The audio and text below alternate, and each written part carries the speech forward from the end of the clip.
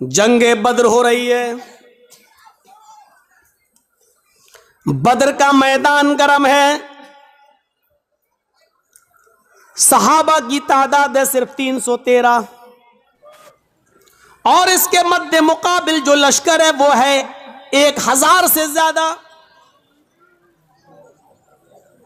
आपको यह भी बता दूं कि उन 1000 लश्कर के पास, काफिरों के पास तीर भी है, तलवारें भी हैं, ढाल भी है, नेजा भी है, घोड़े भी हैं। वो सब नौजवान हैं, हट्टे खट्टे तंदुरुस्त हैं और सारी चीजें आलाते हर्ब, जंग का हर सामान है उनके पास। और उनके मुकाबले में कितने हैं? 313। और ये 313 कौन है?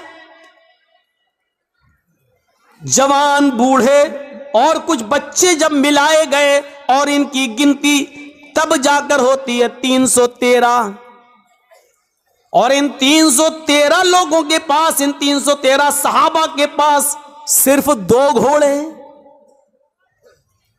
आलाते हर्ब का हाल यह है कि किसी के पास तीर है लेकिन छोड़ने के लिए कमान नहीं है, किसी के पास कमान है लेकिन छोड़ने के लिए तीर नहीं है, किसी के पास तलवार है लेकिन काफिरों के हमले से बचने के लिए ढाल नहीं है। वो तलवार चलाए लेकिन काफिर जब उस पर हमला करे तो अपना बचाव किससे करे? उसके पास ढाल नहीं है। अगर किसी के पास ढाल है तो चलाने के लिए तलवार नहीं है। फिर भी जंग है, लड़ रहे हैं। जरा आपने गौर किया है, यह कोई मुकाबला था कि एक तरफ 1000 से ज्यादा और एक तरफ 313। एक सहाबी के ऊपर 3 से ज्यादा लोग, और इसके पास एक चीज है तो दूसरी नहीं, और उनके पास सब कुछ है। कौन सी चीज है जो इन 313 सहाबा को उनके सामने लाकर खड़ा कर रही है और उनसे लड़ने पर मजबूर कर रही है? यह कौन सी चीज है? बताने की जरूरत नहीं, यह वही ईमान है। यह उसी ईमान की ताकत है। और ऐसी कंडीशन में अल्लाह के नबी सल्लल्लाहु अलैहि वसल्लम का सर सजदे में है जमीन पर। बद्र के मैदान में एक जानिब आपने अपनी पेशानी कच्ची जमीन पर रख दी है और सजदे में गिरे हुए हैं और ये दुआ कर रहे हैं सजदे में, अल्लाहुम्मा ला तुहलिक हाज़िहिल असाबा इन तहलिक हाज़िहिल असाबा लन तुअबद बअदल यौमि क़त्तु। आय अल्लाह, ये मुट्ठी भर जमात, ये मेरे चंद सहाबा, ये 10 साल मक्के की जिंदगी में मेरे दावत और तबलीग का नतीजा मदीना आने के बाद इन्होंने मजबूर किया है। ये मेरी 10 साल की, मैं 13 साल की, ये मेरी मक्के की मेहनत। आए मेरे परवरदिगार, मेरी 13 साल मक्के की मेहनत के बाद ये 313 लोग इस्लाम लाए हैं। यही मेरी जमा है, यही मेरी पूंजी है, यही मेरा सरमाया है, यही 13 साल की मेहनत का नतीजा है जो मैंने निचोड़ कर तेरे सामने पेश कर दिया। इलाहुल आलमीन, अगर ये 313 मुसलमान आज हलाक हो गए, मुझ पर ईमान लाने वाले मिट गए, ये 313 अगर आज खत्म हो गए, इन 313 को अगर आज बर्बाद कर दिया गया, इनको काफिरों ने अपने हमले में शिकस्त दे दी, अगर आज ये इस दुनिया से मिट गए, लन तुअबद बअदल यौम, आय अल्लाह, आज के बाद फिर कभी तेरी इबादत इस रूए जमीन पर नहीं होगी। आज के बाद फिर कोई अल्लाह अल्लाह कहने वाला ना होगा। आज के बाद फिर इस जमीन पर कभी सजदा न किया जाएगा। अल्लाहु अकबर की निदा आज के बाद नहीं आएगी। आय अल्लाह, अगर तू चाहता है कि कयामत की जब तक तेरा नाम तेरा दीन बाकी रहे तो इन 313 मुसलमानों की हिफाजत फरमा। ये मेरी 13 साल की मेहनत का नतीजा है, आए अल्लाह तू इनकी हिफाजत फरमा। ये नबी की उस वक्त की दुआ भी थी जो सजदे में आपने पढ़ी थी। सजदे में अकेले और तन्हे तन्हा सजदे में हम भी दुआ करते हैं, कुछ नहीं होता।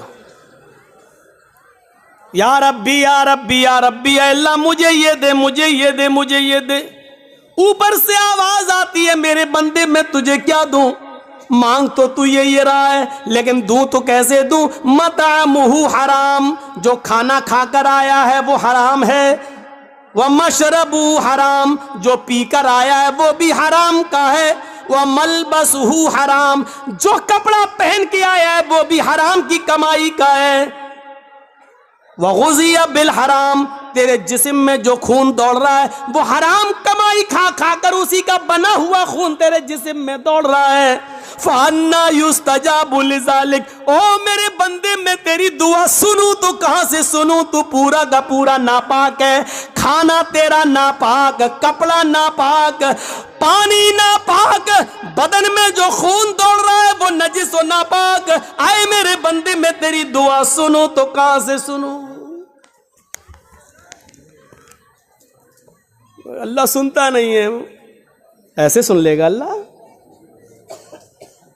13 साल की मेहनत के बाद का अल्लाह ये 313 बर्बाद हो गए।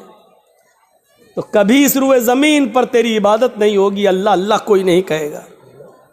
ईमान का जज्बा देखिए, क्या था ईमान। 1000 से लड़ रहे। इमाम अहमद इब्न हंबल के पास एक औरत आती है, गौर करके देखिए इस औरत के सवाल के बाद हमारी हैसियत क्या रह जाती है, जरा तसव्वुर कीजिए। एक औरत आती है, कहती है कि इमाम साहब एक मसला पूछने आई हूं।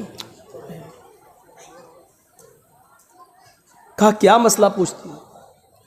कहा मैं चरखा चलाती हूं। चरखा जानते हैं ना, महात्मा गांधी वाला चरखा मालूम है ना? हम लोगों के यहाँ तो आज भी लगे हुए हैं कहीं कहीं। जो लोग हैंडलूम हाथ से कपड़ा बनाते हैं वहाँ चरखे भी हैं, हाथ से फिरता है, सूत काटते हैं।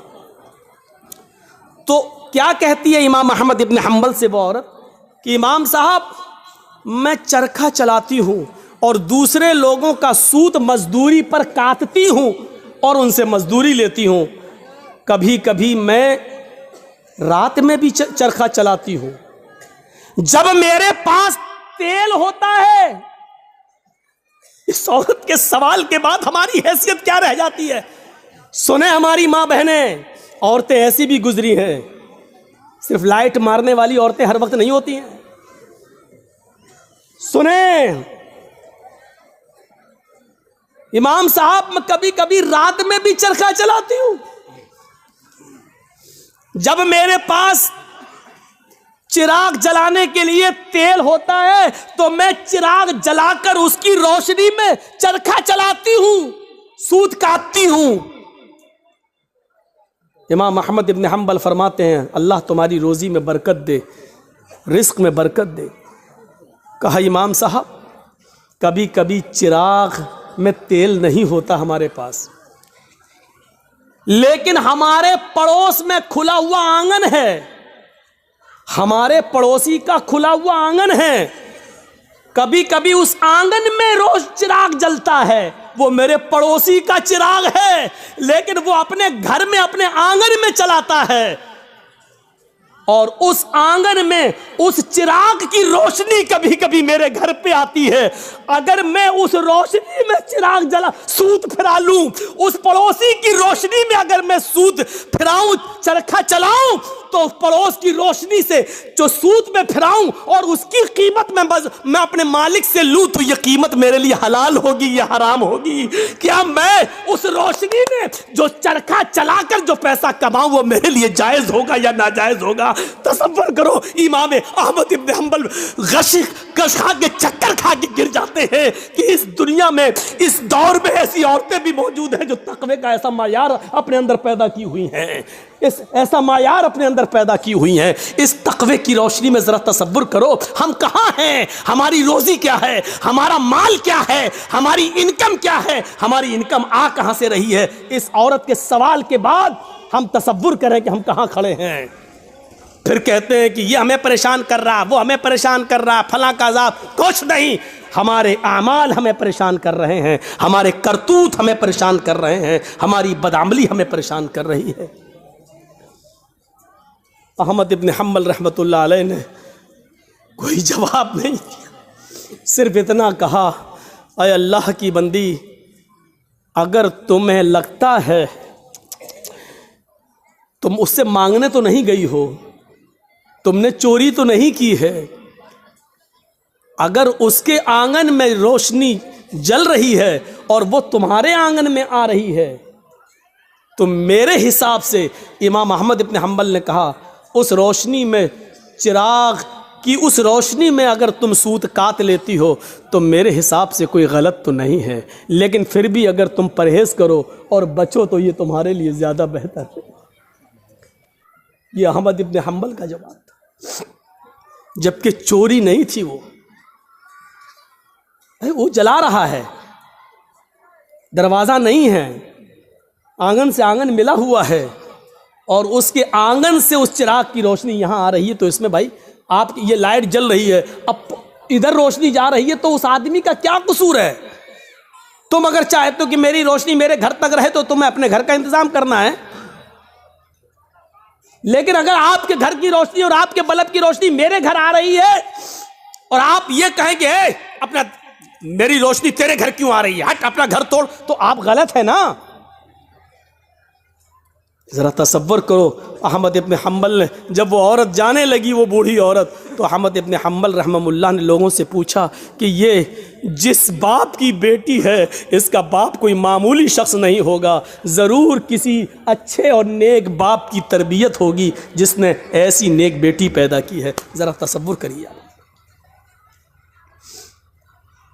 नबी अकरम की दुआ इसलिए कबूल हुई क्योंकि आप सरापा रिज़्क़ हलाल इस्तेमाल करते थे। सहाबा की इसलिए मदद हुई उस जंगे बदर में क्योंकि किसी सहाबी ने माले हराम को अपना लुक़मा नहीं बनाया। मेरे भाइयों, 1000 का लश्कर फिर मगलूब होता है और 313 सहाबा को फतह होती है।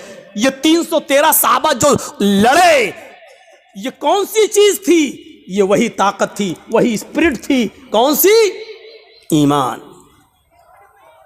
अगर ईमान ना होता तो लड़ते?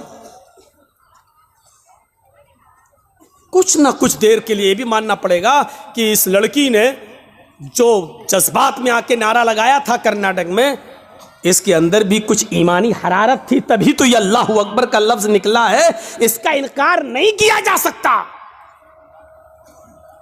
और बाद में पता चला कि उस बच्ची का बाप आलिम है, वो एक मौलाना की बच्ची है, तो जाहिर बात है कि तरबियत तो अच्छी रही होगी। वरना आजकल सियासी लीडरों की लड़कियां कहाँ नारा लगाएंगे अल्लाह अकबर? वो तो वक्त के धारे में बहते हैं। वो तो हिंदू लोगों का वोट लेने के लिए मंदिर में टीका भी लगवा लेंगे।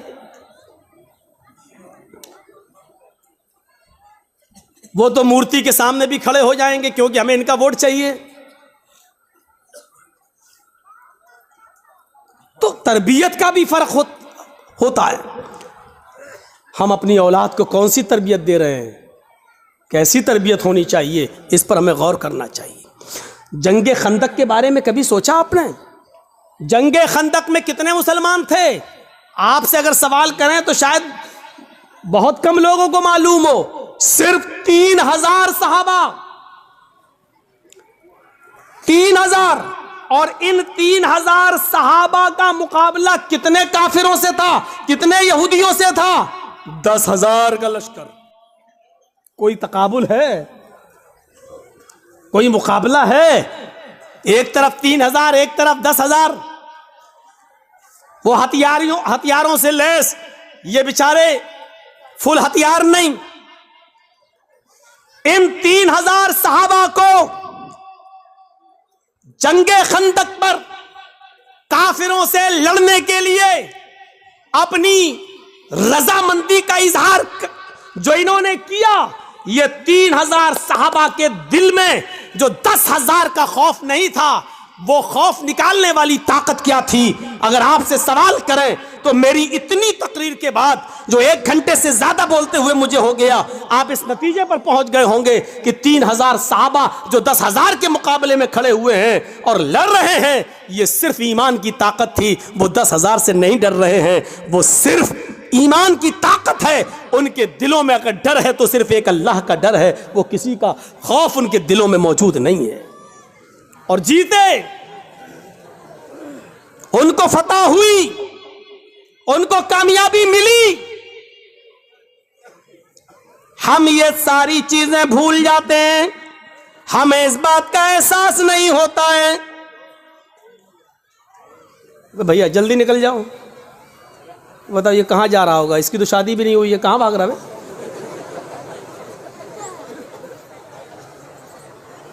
वो देखो वो चचा उठ के जा रहे हैं।